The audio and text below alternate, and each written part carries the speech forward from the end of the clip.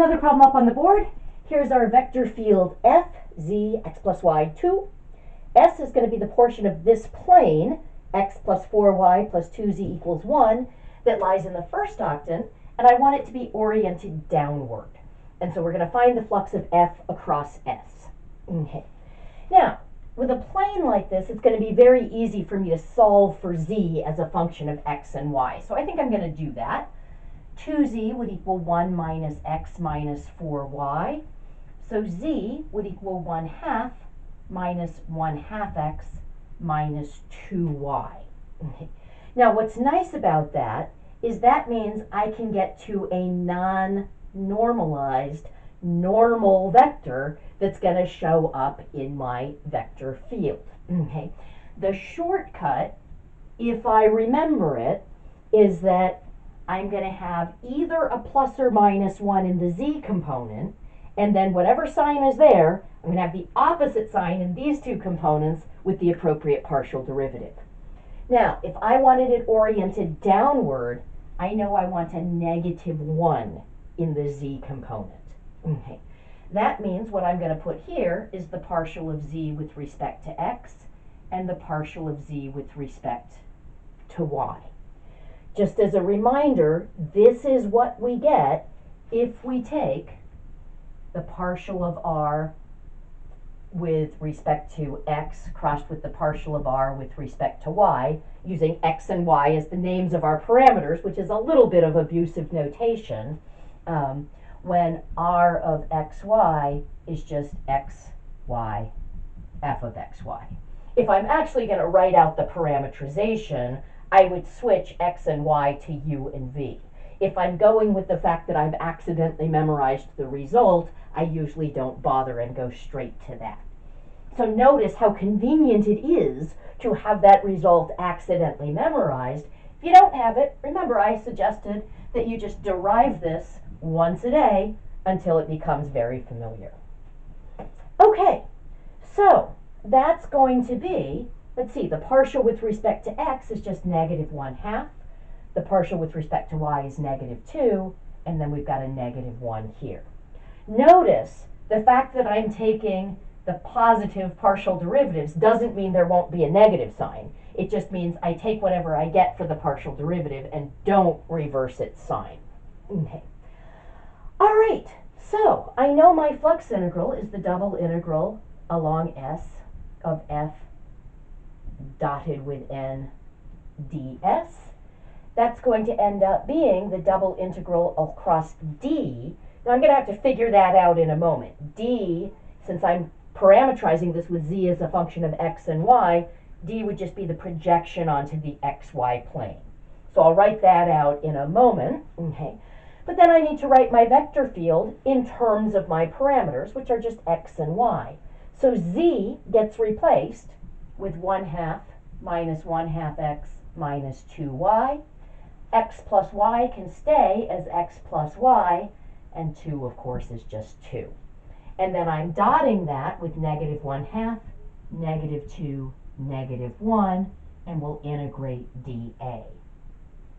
One thing that's important to point out, with a plane, I could pick out from here that a normal vector to the plane was the vector 1, 4, 2. I can just pick out the coefficients in front of x, y, and z. That's not the vector that I'm putting here. What I'm putting here is -1/2 of that. I need the negative because I needed it to be oriented downward, and it's very important that I actually find the non-normalized normal vector this way, because this is the vector whose magnitude is the scaling factor that I get in switching from ds to dA. So if I used a different normal vector, even one that was pointing in the same direction, if it has the wrong magnitude, then when I switch from the normalized normal vector ds to a non-normalized vector dA, if I've got the wrong non-normalized normal vector, the magnitude that I get from normalizing wouldn't cancel with that scaling factor. Okay. All right, so let's see if we can't figure out what our region D is. I think for that, I want to just draw a picture.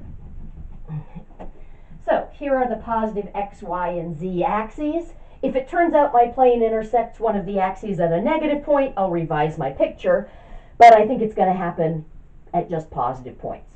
So if I look at this plane, if I'm on the x-axis, y and z would be 0, so x would be 1. So I'm going to have the point 1, 0, 0. If I'm on the y-axis, x and z are 0, so 4y is equal to 1. So I'm at the point 0, 1 fourth, 0. And if I'm on the z-axis, x and y are 0, so 2z equals 1, and I'm at the point 0, 0, 1 half. If I just connect those points, I can see this triangular section of plane, that's the region S that we were integrating over. If I project that onto the xy plane, there's my region D.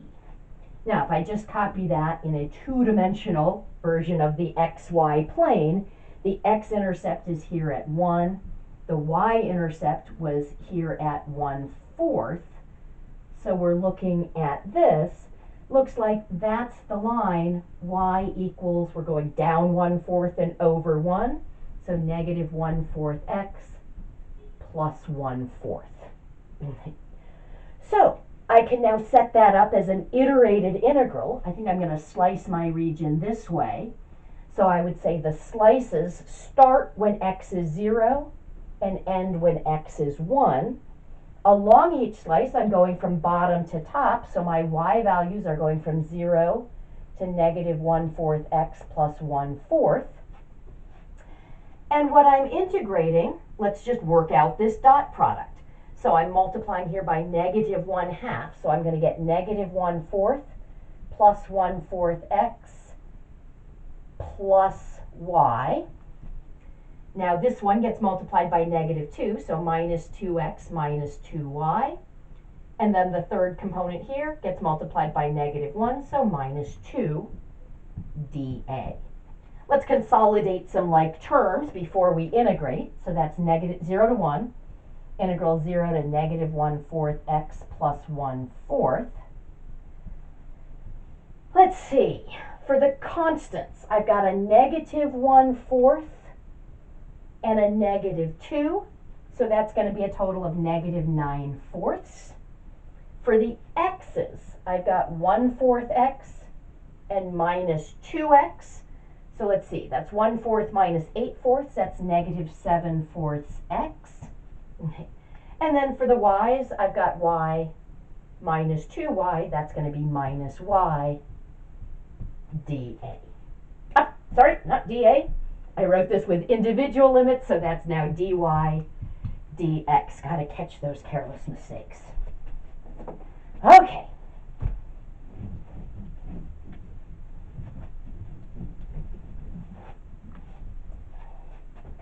So, integral from 0 to 1. I'm integrating this with respect to y. So I'm going to get negative 9 fourths y. From this piece, I'll get negative 7 fourths xy. And from this piece, I'll get negative y squared over 2. And all of that is evaluated between these limits. The upper limit was negative 1 fourth x plus 1 fourth. The lower limit was 0. And then we'll still have to integrate with respect to x. All right, so that's the integral from 0 to 1. I'm going to have negative 9 fourths times y is negative 1 fourth x plus 1 fourth minus 7 fourths x times y is negative 1 fourth x plus 1 fourth minus, I'm just going to write 1 half of y squared, which would be negative 1 fourth x plus 1 fourth squared. I'm going to just literally write out, that means I've got two factors of negative 1 fourth x plus 1 fourth. That's what I get when I plug in my upper limit of integration. Of course, when I plug in 0, I just get 0, which is lovely. And then I've still got to integrate with respect to x. So I'm going to want to multiply this out before I do the integration.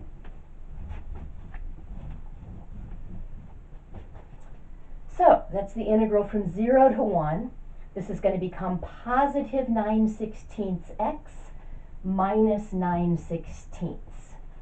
Distributing the negative 7/4 x, I'm going to get plus 7/16 x squared minus 7/16 x. I'm going to just FOIL this out up here, and then I'll distribute the negative 1/2 and copy it down here. So this would give me 1/16 x squared. I'm going to get minus 1/16 x minus another 1/16 x.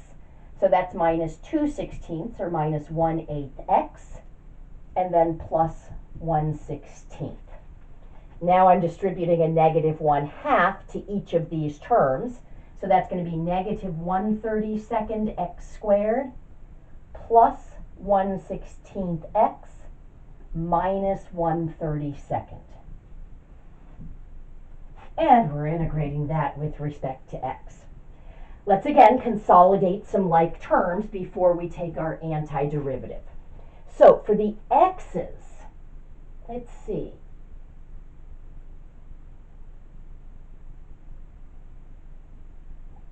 That was some x's, sorry, lost my train of thought for a second.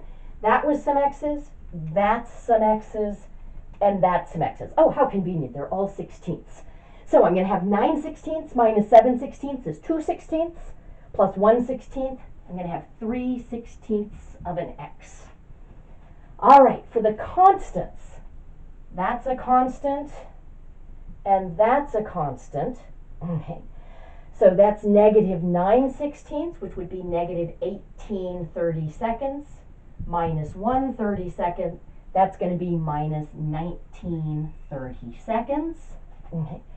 And then for the x squareds, looks like we've got 7/16 minus 1/32. So that would be 14/32 minus 1/32. So that's going to be plus 13/32 x squared. And that's what we're integrating with respect to x. All right, so that's going to be 3/16 x squared over 2 minus 19/32 x plus 13/32 x cubed over 3, all evaluated between 1 and 0. Now, lovely thing about plugging in 1 is that 1 to any power is just 1. So I'm going to get 3/32 here, 3/16 times just 1/2, minus 19/32 plus 13/32 times 1/3, which will be 13/96. That's what I get when I plug in 1. And of course, when I plug in 0, all of those terms are just going to drop out, which is lovely indeed. So we are almost there. A little bit of tedious arithmetic, and we will be there. Okay, I'm just going to combine these two first because they already have a common denominator. So that's going to be negative, let's see, 13 minus 19. Is it that nice? Oh my goodness, it is. That's negative 16/32. Now, I could reduce that to negative 1/2, but I'm about to make the denominator bigger in order to get a common denominator, so I won't. This was 13/96. So we'll multiply that by 1 in the form of 3/3.